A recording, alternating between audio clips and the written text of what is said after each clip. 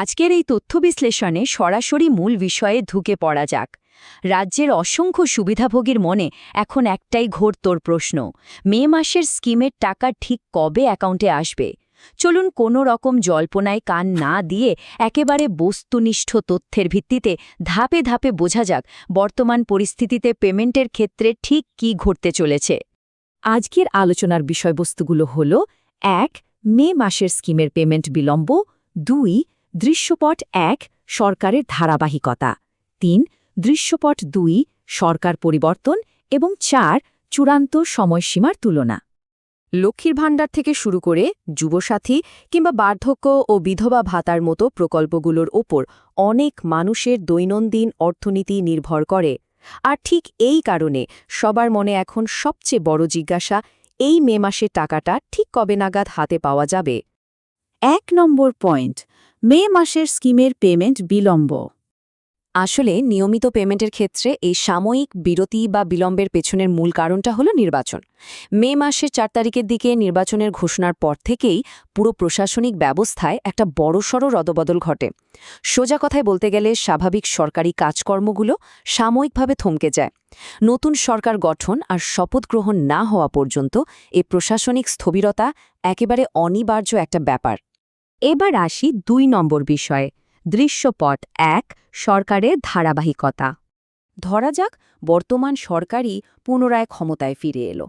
সেক্ষেত্রে সবচেয়ে বড় দিকটা হবে ধারাবাহিকতা, অর্থাৎ লক্ষ্মীর ভাণ্ডার, যুবসাথী বা বিধবা ও বার্ধক্য ভাতার মতো যে রানিং প্রজেক্টগুলো রয়েছে সেগুলো কোনো রকম বাধা ছাড়াই চলতে থাকবে।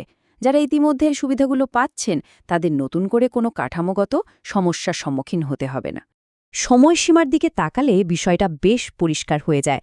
নির্বাচনের ঘোষণা আর শপথ গ্রহণের আনুষ্ঠানিক পর্বটা মিটে গেলেই স্কিমের ফান্ড রিলিজ করা হবে।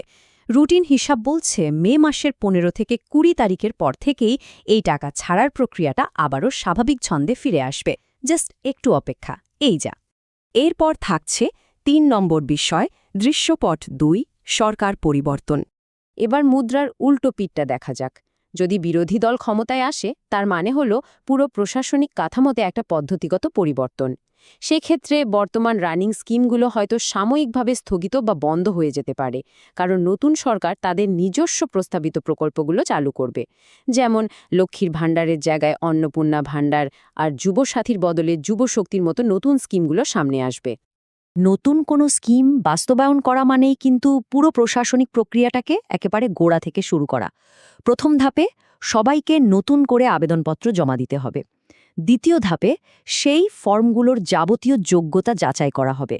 আর সবশেষে তৃতীয় ধাপে গিয়ে যোগ্য সুবিধাভোগীদের অ্যাকাউন্টে টাকা পাঠানো হবে।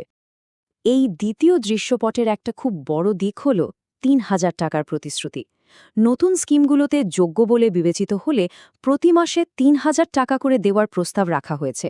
প্রশাসনিক প্রস্তুতির দিক থেকে এটা বাস্তবায়ন করাটা নিঃসন্দেহে বেশ বড় একটা চ্যালেঞ্জ। তবে এই কাঠামোগত রদবদলের একটা খুব বাস্তব দিক আছে। রাতারাতি তোর পুরো সিস্টেম বদলে ফেলা যায় না। নতুন করে ফর্ম নেওয়া, সেগুলো ভেরিফাই করা, এই পুরো কাজটা সারতে অন্তত ১ থেকে ২ মাস সময় লেগে যাওয়াটা একেবারেই স্বাভাবিক। তাই সরকার পরিবর্তন হলে এই প্রশাসনিক প্রস্তুতিটুকু সারতেই সময় চলে যাবে, ফলে মে মাসে সরাসরি টাকা পাওয়ার সম্ভাবনাটাও অনেকটাই কম। চলে আসছি ৪ নম্বর এবং শেষ পয়েন্টে, চূড়ান্ত সময়সীমার তুলনা। এতক্ষণের আলোচনা থেকে দুটো আলাদা ছবি একেবারেই স্পষ্ট। বর্তমান সরকার ক্ষমতায় থাকলে বিদ্যমান স্কিমগুলোই চলবে, আর মে মাসের ১৫ থেকে ২০ তারিখের পর কিছুটা বিলম্বের সাথে টাকা পাওয়া যাবে। অন্যদিকে বিকল্প পথে নতুন সরকার এলে চালু হবে নতুন স্কিম, আর সেই নতুন সেটআপ তৈরি করতে গিয়ে ১ থেকে ২ মাসের একটা রূপান্তরকালীন বা ট্রানজিশনাল সময়ের প্রয়োজন হবে। শেষ করার আগে একটা বড় প্রশ্ন রেখে যাই, গণতান্ত্রিক পরিবর্তন কি শুধুই রাজনৈতিক ক্ষমতার হাতবদল, নাকি এটি সাধারণ মানুষের দৈনন্দিন জীবনের অতি প্রয়োজনীয় সুবিধাগুলোর সময়সীমাকেও সম্পূর্ণ নতুনভাবে করে দেয়? এই ঘটনা প্রবাহ আমাদের সবার জীবনের সাথে ঠিক কতটা ওতপ্রোতভাবে জড়িয়ে, সেটাই আজকের সবচেয়ে বড় শিক্ষণীয় বিষয়। আজকের এই বিশ্লেষণমূলক আলোচনাটি এখানেই শেষ হচ্ছে। আগামী দিনেও এমন গুরুত্বপূর্ণ এবং জটিল বিষয়গুলো সহজে বুঝতে আমাদের সাথে যুক্ত থাকতে হবে।